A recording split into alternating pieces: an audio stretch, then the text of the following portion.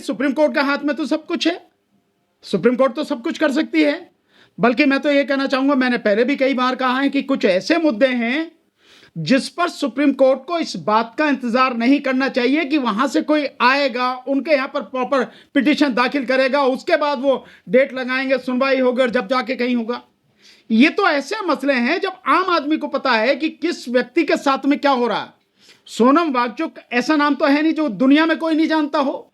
जिस व्यक्ति के नाम में 37 पेटेंट हैं, तो उस व्यक्ति को कौन नहीं जानता, और जो देश के लिए काम कर रहा है लगातार, देश में पढ़ा है, मैकेनिकल इंजीनियर है, जितने इतना रिसर्च वर्क किया है, तो ऐसे व्यक्ति को अगर सरकार गिरफ्तार कर रही है पूरे मीडिया के माध्यम से, या हर किसी को जानकारी है, सोशल मीडिया के माध्यम से गांव गांव तक जानकारी है, तो सुप्रीम कोर्ट को जानकारी नहीं है।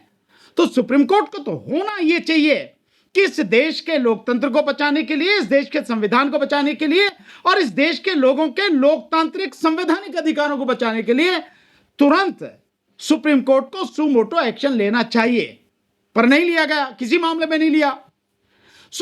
जो उनकी मिसेस गई हैं वहां पर, उनकी पत्नी जो है गीतांजलि जी गई हैं, मैं मानता हूं कि सुप्रीम कोर्ट को इस पर तत्काल सुनवाई करनी चाहिए, अगर छुट्टी हो तो भी, क्योंकि कोर्ट हर समय 24 घंटे कोर्ट है, जहां खड़ी हो जाए वही कोर्ट है वो, तो तत्काल कार्रवाई करनी चाहिए और उनकी रिहाई के आदेश तत्काल देने चाहिए।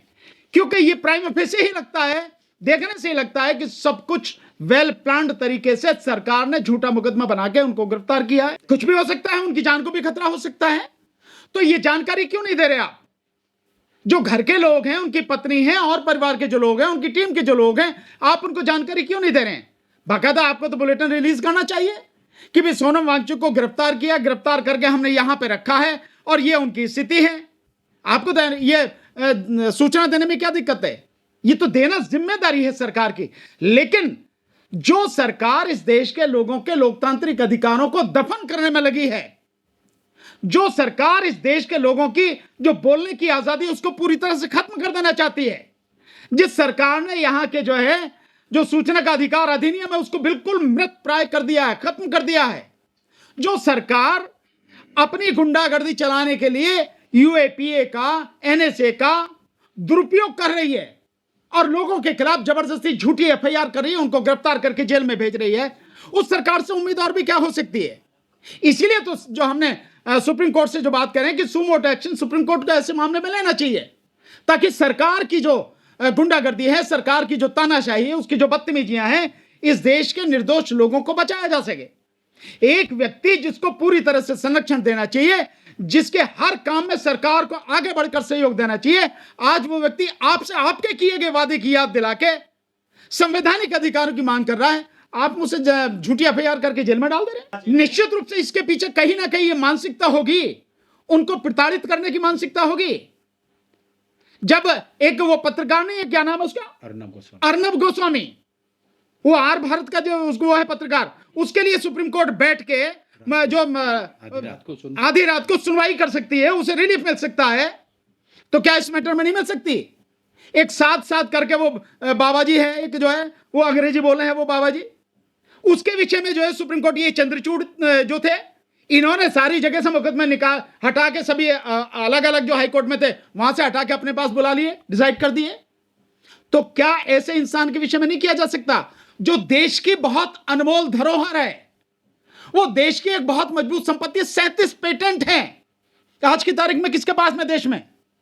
ऐसे व्यक्ति को जिससे सपोर्ट करना चाहिए ताकि देश के लिए और बेहतर कर सके वो, आप उसको जो है लोकतांत्रिक अधिकारों का वो प्रयोग कर रहा है, जेल में उठा के डाल दे रहे हैं। ये तानाशाही, गुंडागर्दी और क्या है सरकार की? ये जो सरकार है ये कातिलों की सरकार है, खून मुंह लगा हुआ है इस सरकार के। इसका इतिहास देख लें, जो लोग आज सत्ता में ये बैठे हैं इनका इतिहास देख लें, खून मुंह लगा हुआ है इनके। तो कुछ भी कर सकते हैं ये, सोनम वांगचुक हो या कोई भी हो या मेरे जैसे लोग हो, किसी को भी झूठा मुकदमा बना के डाल सकते हैं, किसी को भी मरवा सकते हैं। जज लोया के विषय में क्या है आज जानते नहीं आप? जज लोया के विषय में क्या है? जज लोया साहब के विषय में भी ये सब कुछ हुआ। हिरेन पांडे के विषय में ये हुआ कि क्लीन चिट देने, भैया वही देने वाले क्लीन चिट। क्लीन चिट उन्होंने तो दी, चंद्रचूड़ ही तो था जिसने क्लीन चिट दी थी, और कौन था वो? क्यों विपक्ष के लोग क्यों नहीं आ रहे इस विषय पर अखिलेश यादव जी ने भी बात की है, इस विषय पर आवाज राहुल गांधी जी ने भी उठाई है। हम कौन हैं? हम विपक्ष नहीं हैं क्या? जो योगेंद्र यादव जी हैं और जो बाकी और उनके साथी हैं, वो सब कौन है? प्रशांत भूषण साहब हैं, उन्होंने भी प्रेस कॉन्फ्रेंस करके इस पर आवाज उठाई है। कौन है ये लोग? क्या विपक्ष का मतलब आप ये मानते हैं कि पॉलिटिकल पार्टियां ही विपक्ष होती हैं? जो सरकार के खिलाफ, सरकार की गलत नीतियों के खिलाफ आवाज उठा रहा है, मैं मानता हूं कि वही विपक्ष है। कौन उसके लिए जिम्मेदार? उसके लिए जिम्मेदार कौन है? क्यों ऐसी परिस्थिति हुई कि यह सब हुआ? आपने उससे पहले सुना क्यों नहीं? और दूसरी बात यह है कि अगर यह सब कुछ हुआ है तो क्या वही लोग जिम्मेदार है जो 4 लोग मार दिए गए, जिनको बुरी तरह से मारा गया है, पुलिस ने मारा है? वो लोग आखिर क्यों मरे? वो क्यों वो फूंका गया? ये इन्वेस्टिगेशन का मसला है।